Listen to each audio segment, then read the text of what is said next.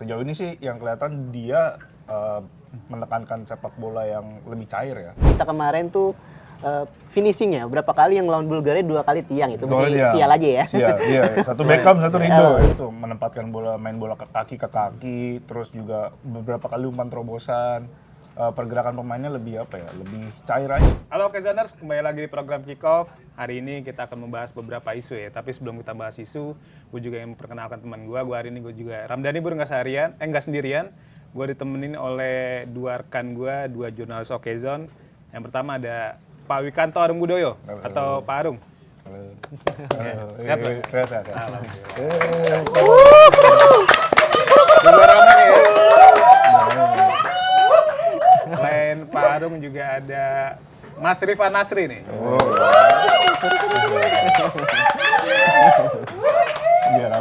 Seperti yang udah gue bilang tadi di awal, kita bakal membahas beberapa isu. Yang pertama ada Timnas Indonesia, ada Timnas Italia gagal lolos ke Piala Dunia 2026, dan juga ada persaingan Super League yang saat ini lagi melibatkan 3 kuda pacu. Ada Persib Bandung, Borneo FC, dan juga Persija Jakarta. Nah, di awal ini kita juga ingin bahas Timnas Indonesia lebih dulu. Kemarin di awal pekan ini Timnas Indonesia kalah ya dari Bulgaria, dan di akhir pekan lalu juga sempat menang 4-0 atas St. Kitts and Nevis ya. Dan itu kan merupakan awalan dari pelatih Timnas Indonesia John Herman. Nah, kalau lu lihat sendiri gimana Pak Arum? Dari 2 laga Timnas Indonesia ini gimana sih pola permainan apa sih yang diterapkan oleh John Herman? Kalau dari 2 pertandingan yang kita tonton sama-sama gitu, nggak tahu ya kalau kalian nonton yang lain. John Herman kelihatan sudah berusaha untuk menanamkan filosofi permainannya ya.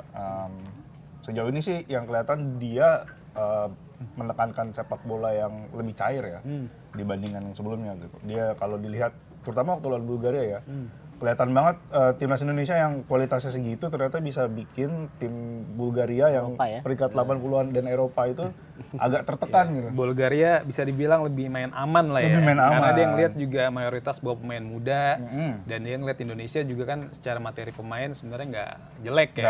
Maksudnya kalau dibandingin Bulgaria nggak kalah lah. Nggak kalah. Nah, dia berani tuh menempatkan bola, main bola ke kaki, terus juga beberapa kali umpan terobosan.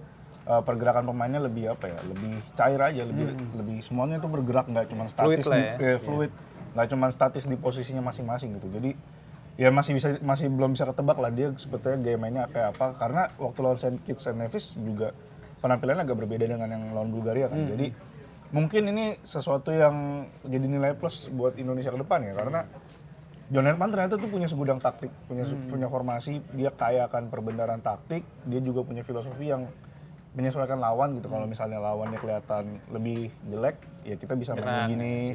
Kalau lawannya lebih bagus, kita mainnya begini. Jadi masih agak susah ditebak sih sebetulnya dari 2 pertandingan itu.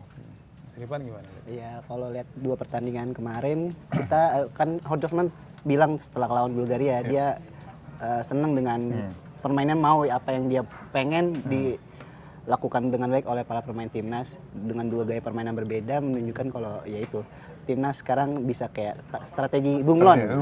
Strategi bunglon. Jadi adaptif gitu. Ketika ya butuh bertahan, juga pemain juga nggak harus di satu posisi yang sama ya. Jadi bisa berpindah tempat, kayak Calvin Verdong tiba-tiba ke depan, ke sayap kanan.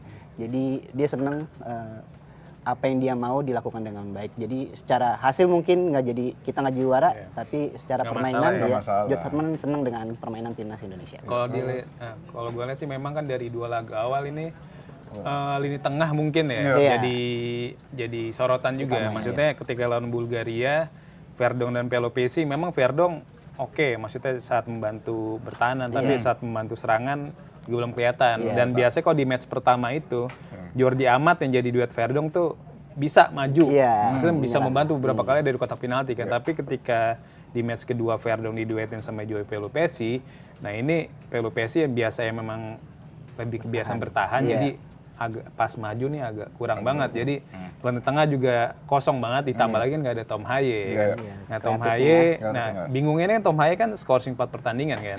Dan di saat bersamaan anehnya Ricky Kamboya nggak dibawa. Nah padahal Kamboya kan satu-satunya gelandang serang yang mungkin bisa jadi opsi atau pelapis Tom Haye ketika dia absen ya. Nah ini Tom Haye juga usianya kan udah nggak muda lagi, Iya. udah sekitar 31 31 tahun lah. 31 tahun. Nah sedangkan di Indonesia posisi pemain kayak dia tuh bisa dibilang ya minim, mungkin ya Ricky Kambuaya, Kambuaya. atau mungkin Arkan Fikri ya, nah. walaupun levelnya masih jauh ya. Jauh. Nah mungkin opsi lain bisa kita ambil tuh naturalisasi mungkin. Naturalisasi lagi. Gimana lagi? Selagi masih ada kenapa enggak? Oh iya benar, masih ada stoknya ya. Lagi Masih ada stoknya. Kan kalau di Eropa nih saat ini kalau nggak salah ada Julian Urip, itu pemain AZ Alkmaar U21 dan juga ada Lauren Ulrich. Nah kalau Lauren Ulrich ini gelandang VfB Stuttgart yang lagi pinjemin ke klub Liga 2 Jerman. Nama klubnya itu FC Magdeburg ya. Iya. Kalau lo lihat sendiri gimana? Apakah ini bisa menjadi solusi atas apa ya minimnya supply ke lini depan, karena di laga pertama juga baik itu Sananta atau Ole yang jadi penyerang tengah di lawan Bulgaria nggak terlalu optimal dapat supply dari kedua. Apakah ini jadi solusi instan untuk memperbaiki kondisi lini tengah timnas Indonesia? Kalau solusi instan sudah pasti ya, karena kan mau gimana lagi caranya, karena mencetak sebuah pemain kan nggak gampang ya. Harus jalannya panjang tuh, dari akademi lah, dari klub lah, terus baru ke timnas.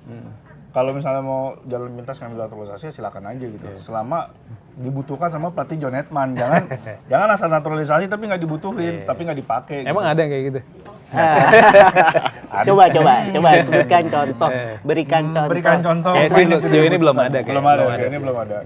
Ya makanya sebetulnya apa yang dilakukan PSSI di awal-awal di tahun 2023-2024 itu sesuatu yang positif, bahwa pemain ini harus dilihat dulu sama pelatihnya, cocok apa enggak, baru dinaturalisasi. Jadi sesuai rekomendasi Sesuai pelatih. rekomendasi. Nah, sementara tahun lalu mungkin Patrick Kluivert nggak sempet nih ngeliat yang baru-baru nih.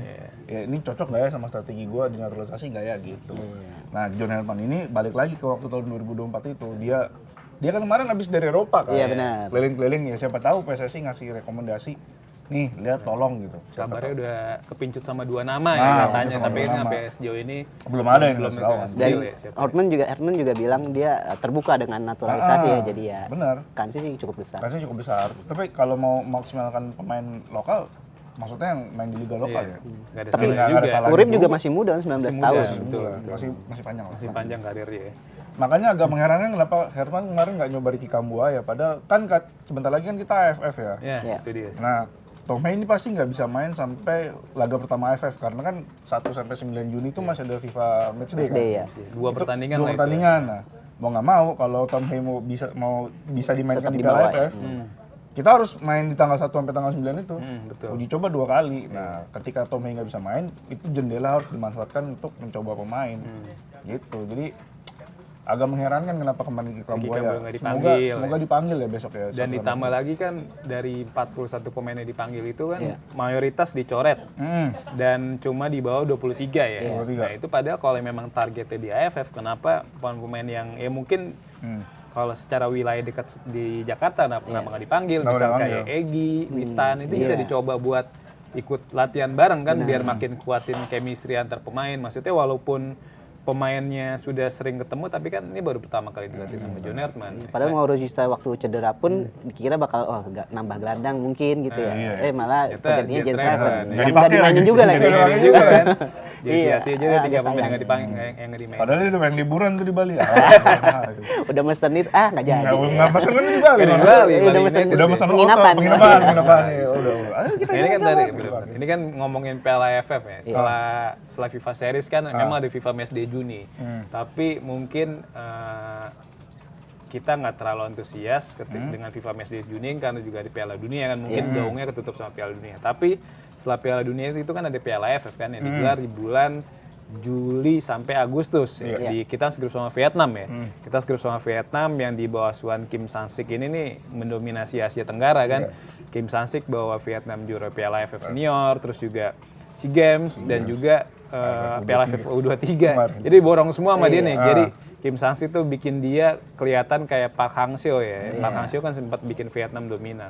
Nah sekarang tapi kan Indonesia juga di bawah pelatih baru John Hetman tentu punya target memutus kutukan runner up ya. Kan kita dari tahun 96 6 kali runner up dan belum pernah juara, prestasi terbaik ya terakhir tahun 2020 ya. AFF 2020 yang bertanding di 2021 dan 2022. Waktu itu kita finish runner up. Nah, kalau melihat dari 2 laga awal di FIFA Series, keyakinan lu sama timnas Indonesia gimana Pak di AFF nanti?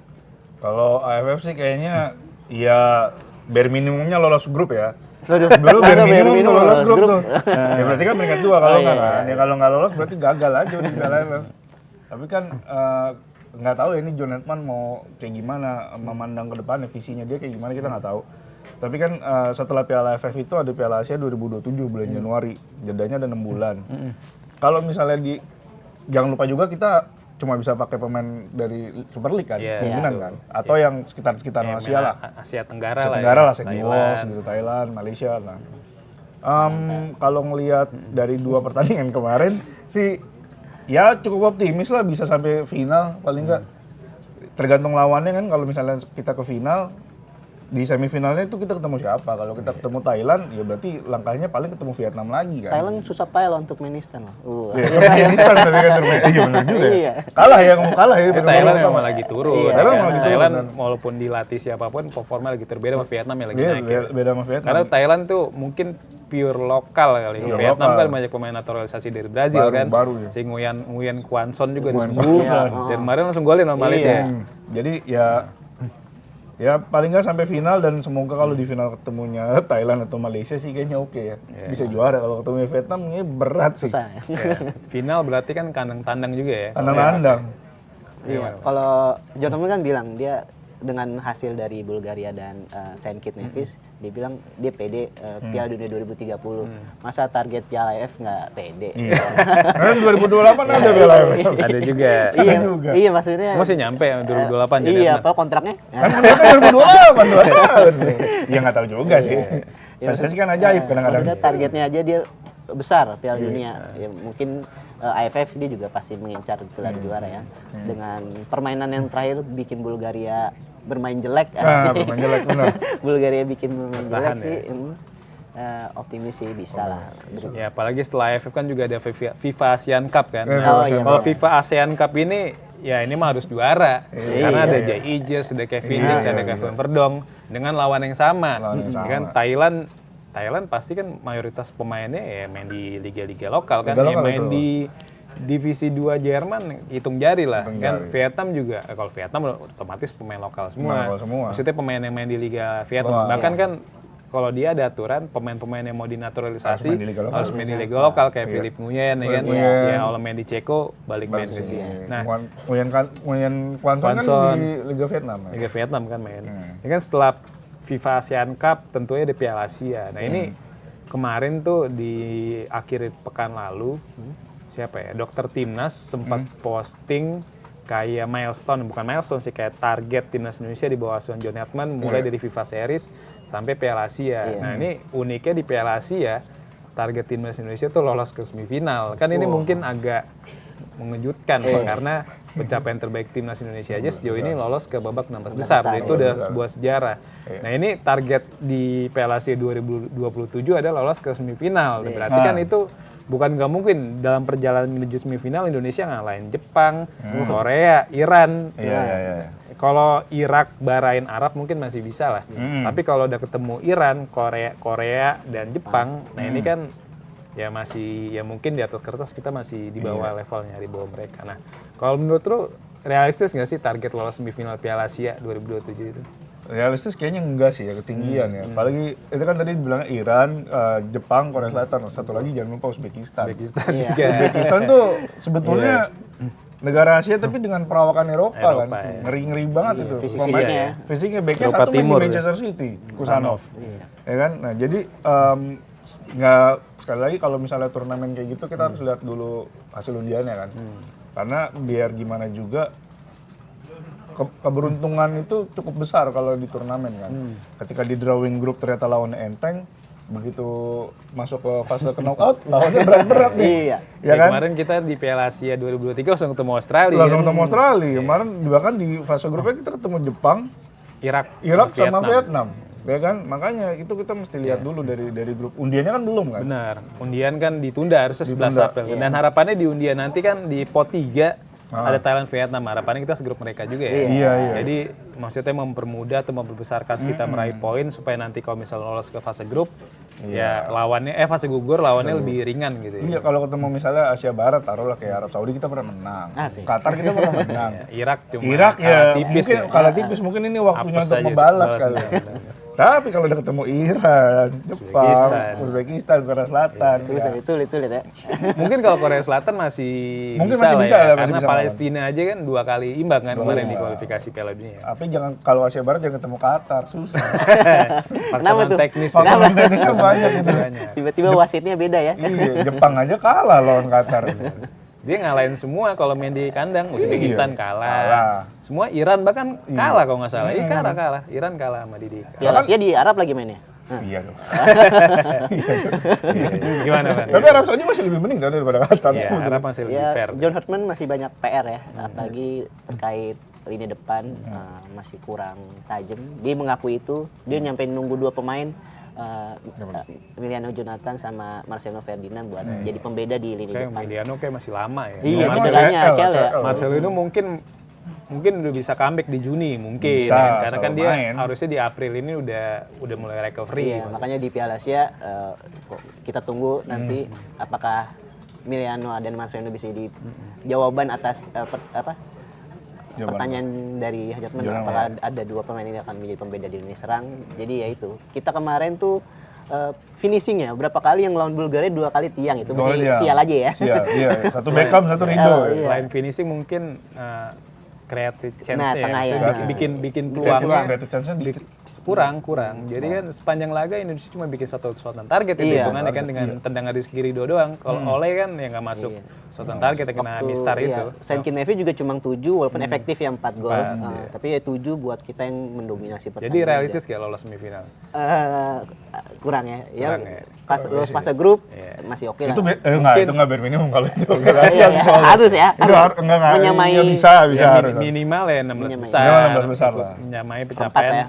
4 tahun lalu. Perempat. Vietnam aja bisa masuk perempat final di Piala Asia 2019 ya. Iya. Dia bawa Son Park Hang-seo. Harusnya sih Park Hang-seo Indonesia. bisa lah. Semoga ya waktu itu Vietnam juga jalannya enak karena di 16 besar pun mereka cuma lawan Uni Emirat Arab. Iya, Jadi makanya. makanya harapan di 16 besar ini nih kita jangan sampai ketemu Iran, Iya. Jepang, Uzbekistan, Korea. Harapannya ketemu Bahrain Iya, atau Irak. Ya harapannya lawan-lawan itu dulu baru di Iya. babak-babak selanjutnya baru ketemu level yang lebih tinggi. Berarti Mas Bir nggak percaya diri timnas ke semifinal. Ah, itu. Masih ini target mungkin target maksimalnya sih perempat final ya. Perempat final tuh. Itu masih target maksimal. Maksudnya target ya yang paling mungkin dicapai lah. Realistis lah perempat final. Tapi kalau ya kita sebagai fans pengennya ya mah pengennya juara. juara. Cuman kan Tapi Piala Asia, lihat Pak. banyak kondisi dan kuatnya Iran, Jepang yang gitu-gitu perempat final di pasti realistis. bisa sih kalau misalnya kita berharap Iran sama Jepang kayak bosen lah juara dulu turunin pemain muda aja Benar, matengin. bisa jadi ya. Jadi. Bisa jadi. Itu Walaupun sulit. Walaupun sulit. Tapi Jepang sendiri kayaknya udah lama nggak juara Piala Asia ya. 2011 terakhir. 2011 ya. 2011. 2015 Australia, 19 Qatar, Paling dekat 19 itu. 2023 Qatar juga. Gila Qatar back to back ya. Paling dekat itu Jepang 19. Iya, Kalahnya 19 ya. sama Dibantai Qatar kan. Keren. Pas. tuan rumah. Oh, WA tuan rumah gitu. tapi ajaib tau itu. Iya. Jepang itu jago banget tuh dari grup sampai semifinal, tiba-tiba di final ya. Kayak Jepang kan di Piala Dunia jago, di uji coba jago, tapi pas di turnamen asli biasanya suka ngedrop. Ada aja Kayak di ngedrop, Piala Asia iya. kemarin kan tiba-tiba dia kalah sama Irak kan Iya, di fase grup kan. Hmm. Dan akhirnya bikin dia ketemu ya ujung-ujung ketemu ketemu Iran Iran. kan. Iran di perempat final ya. Iya. Perempat final akhirnya kalah saat itu. Nah, ini selain timnas Indonesia juga yang lagi rame timnas Italia ya kan untuk ketiga kalinya gagal lolos Piala Dunia. Ini kalau kita runut ke belakang, Italia terakhir kali main di fase gugur Piala Dunia itu di final Piala Dunia. Di final 2006 waktu itu ngalahin Prancis kan. Setelah final Piala Dunia itu Italia selalu rontok di fase grup ya di Piala Dunia 2010. 2014 juga. ya kan 14 yang insiden Gigit-gigitan. gigitan tuh Suarez gigit baunya Cielini. Iya. Setelah itu ya nggak lolos di 2018, 2022 dan juga 2026. Nah ini kalau lu lihat sendiri apa sih penyebab Italia nggak lolos Piala Dunia nih 3 edisi terakhir gitu? Penyebab utama sih dari liga sih pasti. Karena Italia peringkat 2 loh di iya, Eropa peringkat coefficient. 2 di Eropa, tapi kalau kita lihat di kita bedah ke klubnya masing-masing, berapa banyak pemain andalan Italia di klubnya kan?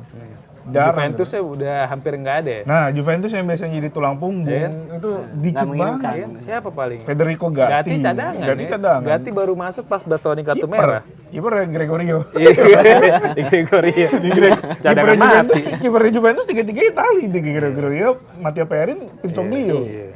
Tapi kan ya itu lagi balik lagi ke liganya. Di liganya sekarang lebih banyak bukan Oriun di orang asing lah, misalnya bisa dibilang main asing ya. Klubnya juga banyak kan mengandalkan pemain asing. Strikernya di top skor di Serie A juga bukan orang Italia kan. Main lokal ya. Bukan main lokal. Jadi pemain lokal yang paling tajam, pemain berpaspor Italia yang paling tajam tuh Matteo Retegui. Retegui mainnya di Arab Saudi. Iya. Alcacia. Makanya jadi gimana ya? Mungkin dari semenjak mereka juara Euro 2020 itu kayaknya udah puas gitu aja, kayak udah kita bisa juara nih dengan begini, berarti kan nggak ada yang salah. Tapi ternyata permasalahannya banyak. Iya, tapi setelah juara Euro 2020 kan mereka lanjut ke kualifikasi Piala Dunia 2022. Itu tuh sempat oke banget tuh Italia jauh dari Swiss, tapi lama-kelamaan mereka seri. Mereka terlempar ke playoff kan. Di playoff itu kan uniknya mereka selalu kalah sama level yang jauh di bawah mereka. Di 2018 kalah dari Swedia. Itu Swedia oke lah, ada Ibra gitu ya. Itu kalah agregat 1-0 ya. Terus di 2022 kalah dari Makedonia Utara. Dan parahnya itu kan kalah di kandang mereka di Renzo Barbera di Palermo kan. Nah, terakhir lawan Bosnia. Nah, ini kalau dibilang kan banyak yang nyalain, nah ini karena Bastoni kartu merah. Banyak yang Pio Esposito gagal penalti. Jadi seakan-akan kayak nyerang Inter Milan. Padahal kalau kita tarik ke belakang ini kayak udah sistematik karena lu kalah di 3 edisi beruntun, maksudnya lo kalau Piala Dunia 3 edisi beruntun lo nggak boleh nyalain karena pemain Inter gitu. Nah, di playoff, kalau di playoff lagi ya. Justru yang jadi anomali biasanya kan Inter Milan tuh pemainnya jarang yang main orang Italia kan. Iya benar. Banyak main, tapi sekarang punya banyak main Italia gitu. Esposito ya kan, ada Bastoni. Bastoni, Barella, Di Marco. Makanya sebetulnya ini lucu-lucuan aja. Mempengaruhi itu nggak sih pemain karena mengandalkan terlalu pemain lokal? Enggak juga kan sih. Di Italia cuma 5 yang diaspora ya, berarti kan otomatis kipernya Calafiori, Donnarumma, Tonali, cuma 5 juga sih, nggak ngaruh. memaksimalkan pemain Serie A aja gitu. Jadinya nggak terlalu sama ini kali ya, sama apa tuh tim-tim Italia juga di luar Inter Milan juga mungkin kurang maksimalin pemain lokal kan. Kayak Calafiori aja itu dia karirnya naik ya ketika gabung Arsenal. Iya benar. Karirnya di Italia, di Roma anyep, di Genoa biasa aja, di Bolonya juga lumayan kan akhirnya ke Arsenal. Nah terus juga ada Marco Verratti. Marco Verratti unik nih, dia satu-satunya pemain timnas Italia nggak pernah main di Serie A ya. Dia dari Pescara di Serie B langsung ke PSG. Ini mungkin bisa jadi salah satu alasan ya kenapa Italia agak memble ya. Jadi kurangnya kepercayaan dari klub-klub lokal untuk memaksimalkan pemain muda ya. Karena ujung-ujungnya kan ya pemain muda ini jadi tulang punggung timnas Italia. Selain itu juga di luar Roberto Mancini nih di kualifikasi Piala Dunia 2022, Italia tuh kayak senang banget pakai pelatih mediocre mungkin. Ini setelah Conte mundur di Piala Eropa 2016 itu mereka nunjuk Gianpiero Ventura. Ini Ventura ini dulu jujur gue sebelum dia ditunjuk jadi pelatih timnas Italia gue nggak tahu nih siapa nih. Karena track recordnya aja cuma pernah bawa juara Lecce Serie C.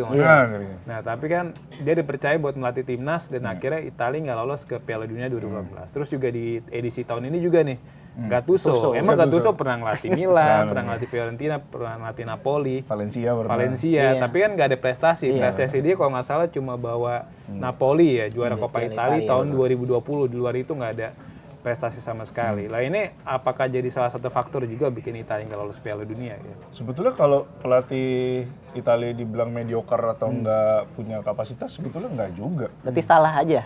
Memang salah aja. Sosoknya. Bukan salah sosok ya. Permasalahan udah sistemis banget. Soalnya Italia masih punya Carlo Ancelotti. Awalnya kan Ancelotti bilang nggak minat ngelatih Italia, tapi sekarang dia ngelatih Brazil. Ya, tinggal pinter-pinternya Vigece aja nih ngelobi Ancelotti. Masih ada juga Massimiliano Allegri itu, walaupun punya ilmu hitam. Siapa tahu ilmu hitamnya Allegri bisa bawa Italia ke karena juara lagi. Conte di 2016 skuadnya hancur parah. Tapi bisa masuk perempat final saat itu dengan striker aja Simone Zaza. Siapa lagi tuh? Emmanuel Giaccherini, Eder. Kan? Tapi bisa ngalahin Spanyol kan. Eder, terus Graziano Pele, siapa itu main?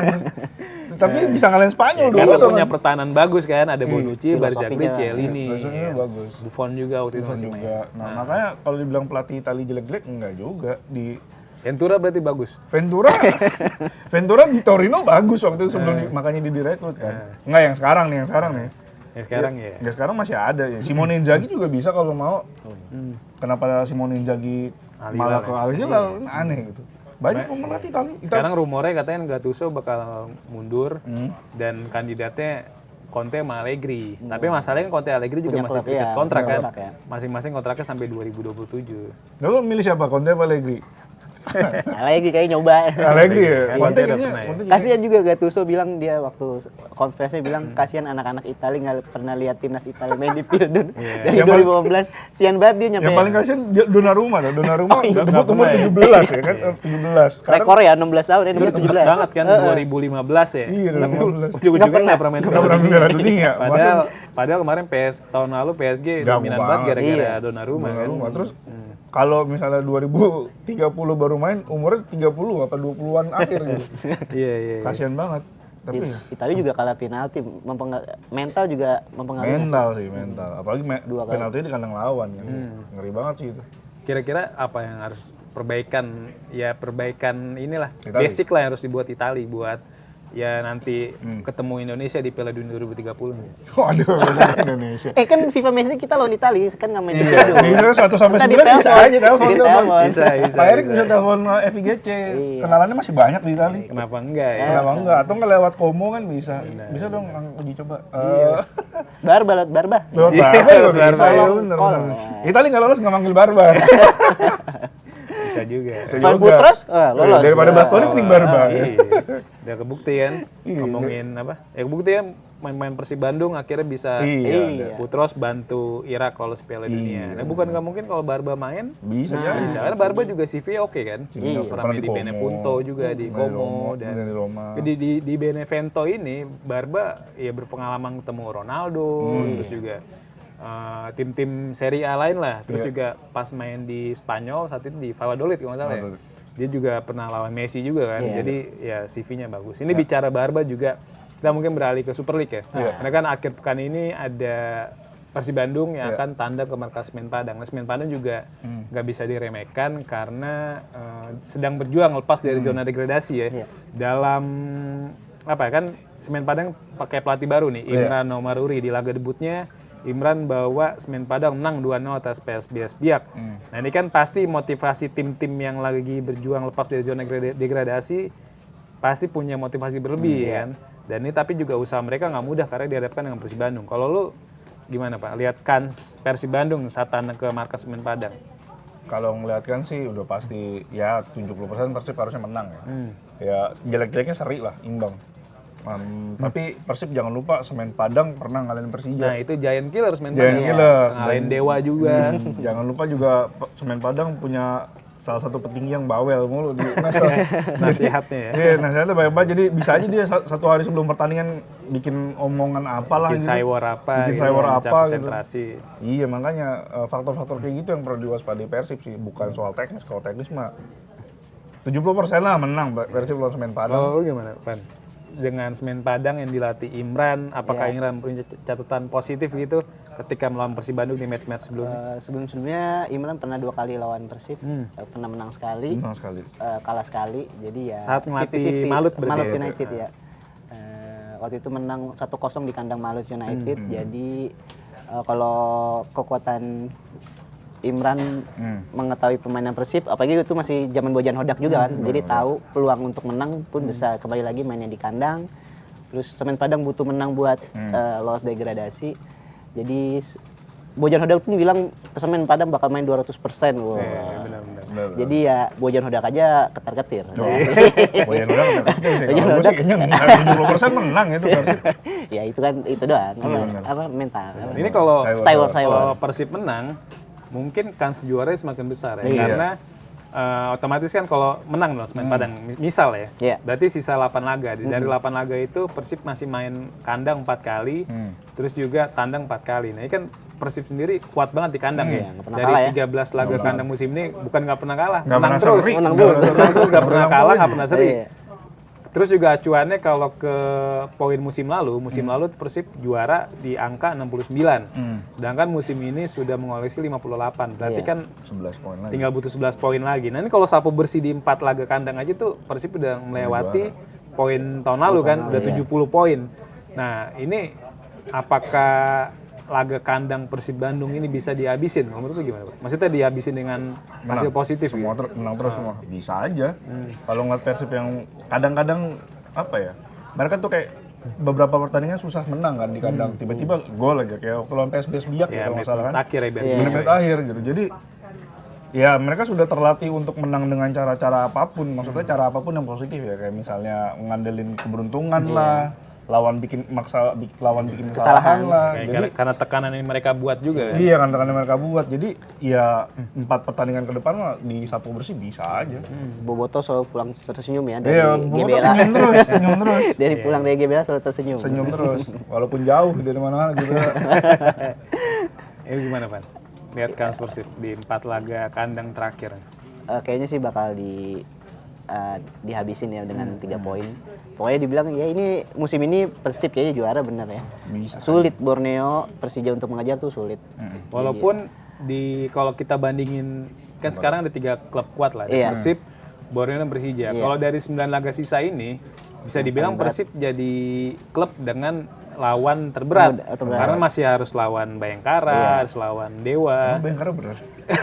Kan lagi 5 menang beruntun. Oh iya. Dan ditambah dengan kombinasi pemain Afrika dan Rio Matsumura ini kan lagi oke banget Iya, ya. iya. Terus juga ada Persija juga, Persib masih tandang ke Persija Yang kan. terakhir ya, Bang.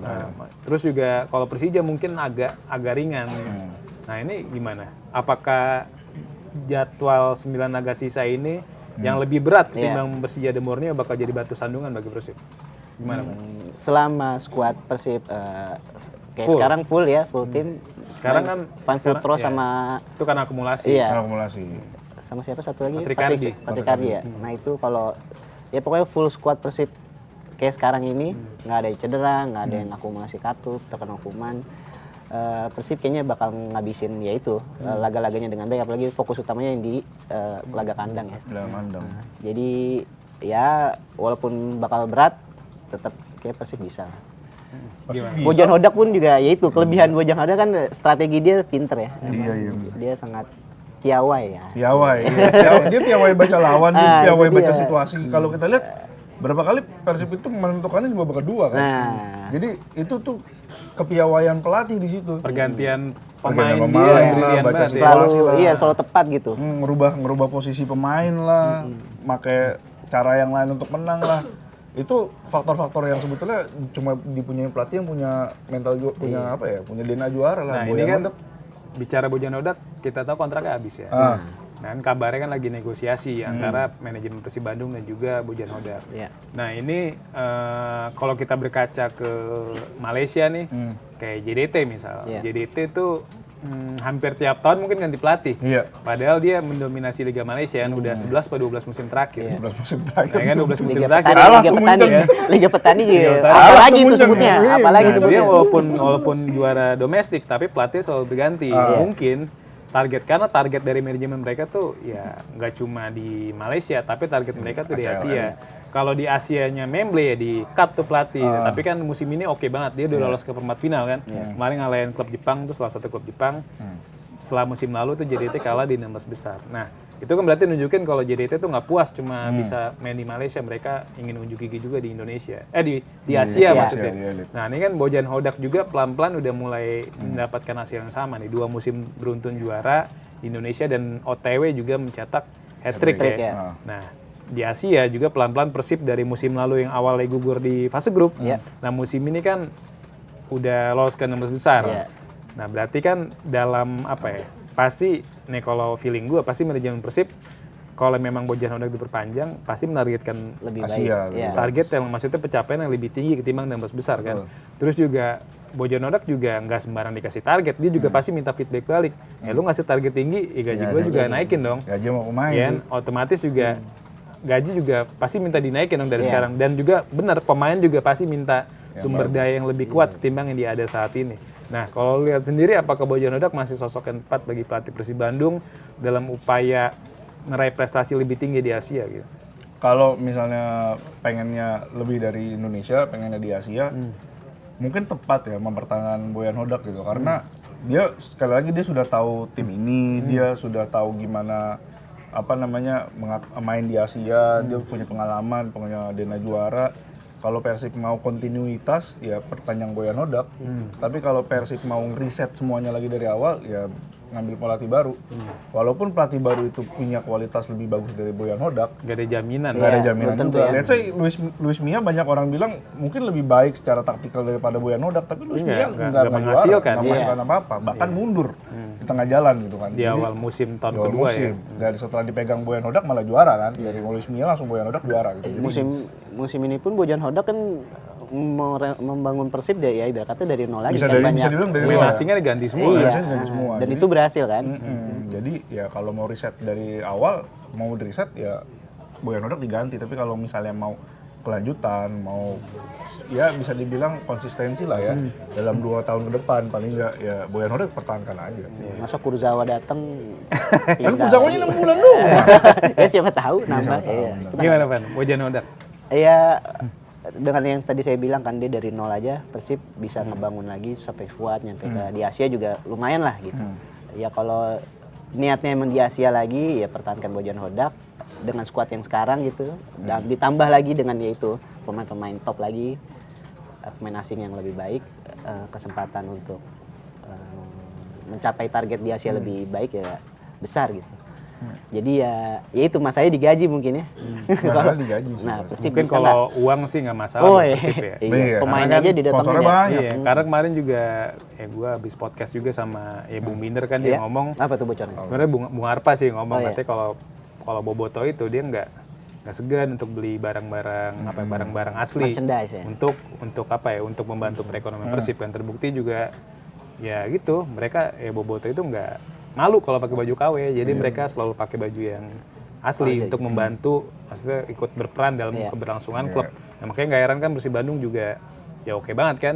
Maksudnya dari secara finansial gaji nggak pernah telat. Bahkan dulu juga kita pernah wawancara Jumafo kan. Iya, Jumafo. Dia bilang Jumafo sendiri ya Persib salah satu klub Indonesia yang paling ya senang lah dia lancar lah, karena gaji lancar. lancar kayak gitu kan. Nah ini pasti kayak gitu. Nah Ah. kalau Bojan Hodak kan lu berdua berarti sepakat lah ya Bojan Hodak. Hodak Hodak stay, nah. Hodak stay. Hodak Ya, stay. kan Hodak stay lah misal. Nah kalau Sintayong gimana? Waduh. Nih Sintayong ini loh, Apa tuh? kan sekarang nganggur. Ya. Nganggur. Bolak-balik Indonesia mulu lagi. Indonesia, terus juga, nah dia punya pengalaman juara Asia nih.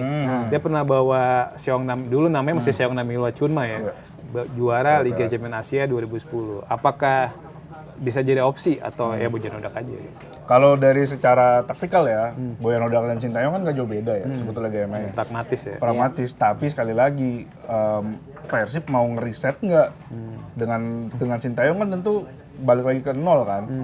Apakah Sintayong dengan balik ke nol ini Persib ada jaminan juara atau jaminan berprestasi di Asia kan belum tentu. Kalau mau main aman ya perpanjang Bojan Hodak, kalau mau gambling ya silakan aja ambil Sintayong gitu. Jadi kalau mau iya sih. Ya kan kalau mau gambling ambil aja Sintayong gitu. Kenapa enggak? Siapa tahu udah hat trick. Ntar misalkan beneran Persib juara kan hat trick. Tapi memang kalau Sintayong ya otomatis gaji pasti di atas Bojan Hodak kan. Di atas Ya, Bojan seperti Hodak. kita tahu ketika melatih timnas saja tuh gaji kalau nggak salah berapa 1,2 miliar ya. 1,2 Tapi itu kan per bulan Per dan bulan. tapi itu all in sih sama All in, sama asisten-asistennya ya. Nah, itu pokoknya kita ini mungkin terakhir nih. Tapi kalau misalnya Sintayong masuk ya, jadi pelatih Persib, ntar sama Eliano JJ ini Enggak. Emang Eliana doang? Eliano doang ya enggak sih. Tapi ntar JJ sama Eliano Enggak, tapi JJ konfirmasi dia hubungan baik sama Hubungan baik, Emiliano sama Beckham Putra baik semua. bukan dengan Putra doang, ada lagi. Ada beberapa pemain. Iya. Kalau mungkin terakhir ini kalau gua presentasiin nih, misal dari 3 klub ini nih ada Persib, Borneo dan juga Persija. Kalau dari 100% dibagi 100% nih dari 3 klub ini presentasi juaranya berapa persen di masing-masing klub? Kan dulu, gua kan udah ambil waktu kemarin. Ntar gua bilang lagi. Oh iya. Iya. 100 ya. Dari 100. Persen. Setiap klub kan masing-masing ya? Iya. Misal kalau gua misal Persib Bandung 40, Borneo 35, Persija 25 gitu. Oh gitu. Ayo berapa? Jangan kayak Iya, Fendi. 70%. 70%. 20% apa? Persib juara. Berarti 20%-nya Borneo. 10%-nya Persija. Persija. Sulit Persija. Kalau 70% berarti bisa juara di pekan ke-30 kali Persib. Bisa aja. Bisa aja. Nah, Kalau gua waktu kemarin gua berapa? 60 ya? Gua turun dikit dan 50. Oh, berarti 50% Persib, 30% Borneo, Persija 20. Persija paling kecil tetap. 8 poin soalnya ya. Bukan masalah 8 poin juga. nggak konsisten. Oh, nggak Konsisten. Beberapa kali Pelatihnya kan pala batu. dia suka buang-buang poin Iya. di kandang ya. Pelatihnya Beberapa pala kali. batu, swear. Harusnya dimaksimalin tapi malah. Beli pemain banyak lagi Iya. Oh, Pak. Mas Bur? Berubah? Udah Sama tuh ini tadi. Udah tadi ya? Persib 40. 40, Borneo 35, Persija 25. Oke deh, ini kita udah ngobrol-ngobrol sekitar 40 menit. Iya. Pokoknya nanti kita update lagi kalau ada isu-isu menarik termasuk kayak ya isu-isu ya cuman paspor pemain timnas di Oh, Belanda, iya, izin Belanda. kerja. Pokoknya kita bahas lagi di kesempatan selanjutnya. Oke, makasih banyak Bang Rifan, Pak Arung. Pokoknya kita lanjut lagi di kesempatan selanjutnya. Oke Zoners, sampai jumpa di podcast Kickoff selanjutnya. Stay updated. Info terkini masih banyak. Jangan lupa subscribe, like, dan share YouTube official OKZone. Dan selengkapnya ada di okezone.com.